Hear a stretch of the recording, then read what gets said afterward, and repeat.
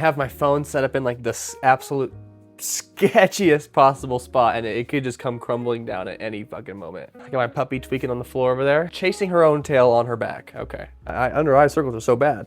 Ugh, it's because I get no sleep. All right, this is my top 5 plus 1 honorable mention because it was really close. So I just wanted to include it. Books of this year. Now I'm gonna preface this by saying I only maybe read like, I don't even know, I didn't really keep track this year. 15 books this year. That's why I'm not doing a top 10, and most of them I liked. And a couple of them were like, well, 5 of them was a series. So there you go. So because of that series, I'm only going to put 1 book per author in this because there were a lot of books I liked. Okay, here it is. Number 6, which is really just an honorable mention because this is a top 5 because it looks better on a title, is The Stranger by Albert Camus. Not totally sure. It's a French author. This book is really, well, first of all, it's really short, so it's a super quick read. I could have read it in a day, but I read it in 2 days because I literally read like more than half of it, almost all of it, in the line for a concert. So if that tells you how quick of a read it is. Very small pages. This is essentially a book about a guy who cares about nothing, feels nothing, and it kind of leads him to do a couple naughty things, I guess you could say. This book is just really interesting. I was really just kind of captivated because it just feels so like through the way it's written in the prose, and I want to say it's simplicity, but almost just it's like bleakness and dullness, and it's so just matter of fact. It really puts you in the mind of this main character. Really interesting, really thought-provoking, especially I love the end of this book. That whole last chapter. Oh, I told you it was gonna happen. Ugh. All right, I wanted to stand. I'm sick of fucking getting on my knees to do this.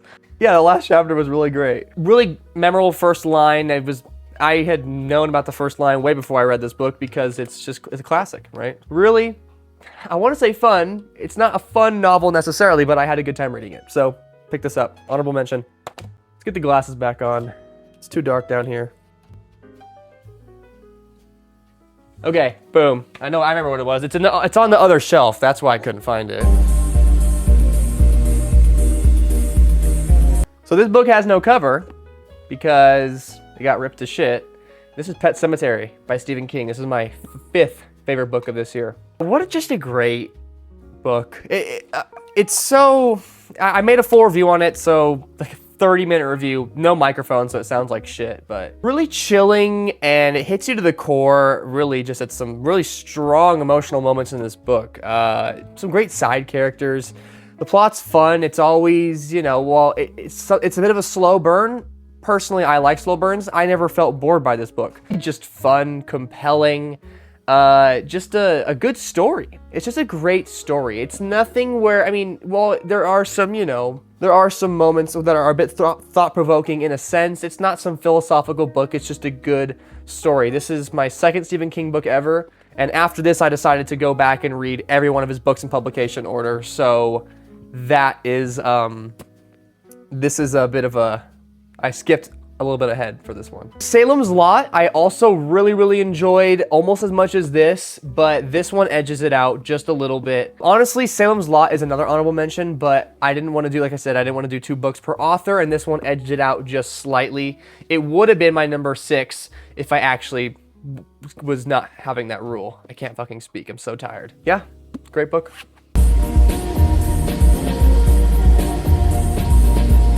As I am recording this, I'm editing the video for this book right now, so it'll probably be up,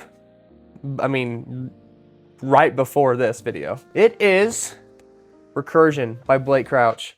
What a fucking awesome book. What a fun book. What a thrill ride. What a good blend of thriller and sci-fi, and it always keeps you on your toes. It's such a fun book. My first Blake Crouch book. I bought Dark Matter. If I didn't have to switch to the floor, you'd be able to see it. I bought Dark Matter. It's up there. It's a read that's coming up. Every time I try to talk about this book, and you'll see it in my video about Recursion if you haven't watched it already, I just babble and I can't even get my thoughts in a row because I read it in a day and I was just so hooked. There's so much going on. It's just awesome. It's just awesome. I loved this book. I gave it like almost a 100. It was not close. It was like a 97 or a 98 or something like that. Very close. Very great book. If you're looking for just something that's a bit casual, but also has a lot of depth to it in the sense of like what it's doing, it's a very high concept. Yeah, cannot recommend this book anymore. Okay, so these next three books, my top three, these are all to me 100 out of 100s. They might be the only 100s I have ever read. I'm very excited to talk about these books. Just a little bit. I'm gonna do full videos on them. Specifically the one that's in a series, I'm gonna do a whole series video on kind of how I feel, maybe a reread, because I do wanna reread this series.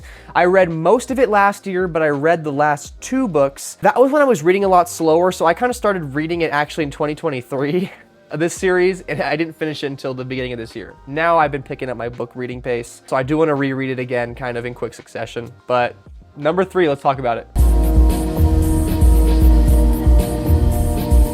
My third favorite book of this year was A Feast for Crows by George R.R. Martin. This book is beautiful. It really is. It's not a hopeful book, but of the series, it is the one that just feels the prettiest. The writing is, I mean, gorgeous in this book. For a fantasy book too, it really reads almost like historical fiction sometimes, like lit fiction. It's just like, there's some beautiful passages in this book. And while I don't love some of the phrasing he uses in his sexual scenes sometimes, that is not enough to detract from the writing in this book or my feelings towards it. And when I read this book faster than oh, okay. Someone walked by, the dog started barking. Yeah, I read this book faster than ending the series, probably in like a couple weeks. And for me, at that time, with this size of a book, that was impossible for me. The Storm of Swords took me like 2 months to read. I just love this book. I don't want to read The Dance and Feast on my reread because I think this book works so perfectly. Storm of Swords is so fucking dense, and that's almost a bit of the reason this book edges it out for me, because Storm of Swords is my second favorite, Dance of Dragons is my third favorite. The reason this edges it out is because it takes its time. It's so patient. It lets you soak into how this world has just been destroyed by this fucking conflict. I mean, A Feast for Crows, that's what it is. That's what this place has become, Westeros. And characters' moments in this book are stronger than any in the series, in my opinion. Like I say, it really lets you just marinate in the world and these. I just can't even talk about it. Like, it's such a great book. It's amazing. It's perfect to me. But like I said, sometimes the phrasing on sexual scenes, whatever. This book, that would never affect my opinion. Beautiful. Feast for Crows. If you are reading The Song of Ice and Fire, you hear the opinions of people and say you might not like this book, I'm here to tell you that they're probably smoking crack. Book number 2 and book number 1 are, to me, so interchangeable, and they have become my 2 favorite books of all time.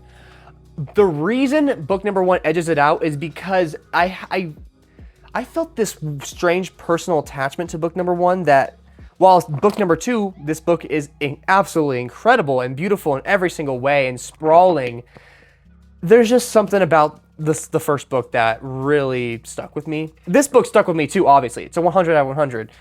I'm done talking about book number 1. This is Easy to Eat by John Steinbeck. Oh my fucking God. This was what really kicked off me making a channel. This was the book I read right before I made my channel. Oh my God. I read this book so quick, in like 5 days, 6 days. Like I said, for me, it's really quick. At that time, I've been reading a lot faster now, but oh my God, this book is so good. The way he writes is so readable, but then it's so beautiful and it's so dense. There's so much happening. All these characters are so well lived in. Like, there's so many characters, but they all stand out from each other. The fact that, like, John Steinbeck can write all these children of Samuel, and they all feel like unique people that you can tell from apart just by their dialogue and how they act, and you know their personalities from each other, and that's just one family. I can't speak because I'm so excited. That's just one family. Adam and, oh my God, Kathy or Kate or whatever, depending on what time of the book you're in. Holy shit, this book is just so good. if I didn't have like a weird personal attachment to book number 1, this would be my favorite book of all time without a fucking doubt. Oh my god, this book is so good. I'm gonna make a whole video on it, so I'm done talking about it. Let's just talk about book number 1. It's weird because I'm probably gonna sound more excited over this book than I did over book number 1, but they're equal to me, realistically. But something had to be number 2, and it was Easton Eden. Amazing book.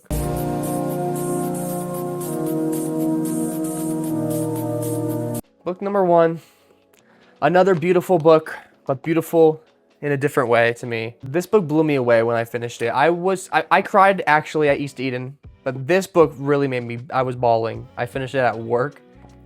Bad idea. Oh my god.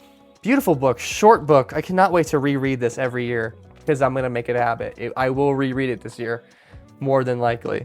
It is Stoner by John Williams. I can't even say I related to it, but like, it shows depression and in the mundaneness of life and in such a beautiful way, like, and it shows passion in, oh, I just can't even like describe my feelings for this book. It really blew me away. That's all I can really say about it. It's such a simple book in a way. It doesn't feel simple. It feels so sprawling in such a claustrophobic sense. I mean, you're literally reading, and this is not a spoiler. It tells you the first sentence of the book. It tells you what you're getting into. You're reading a man's life, essentially from his very, very early childhood all the way to his death.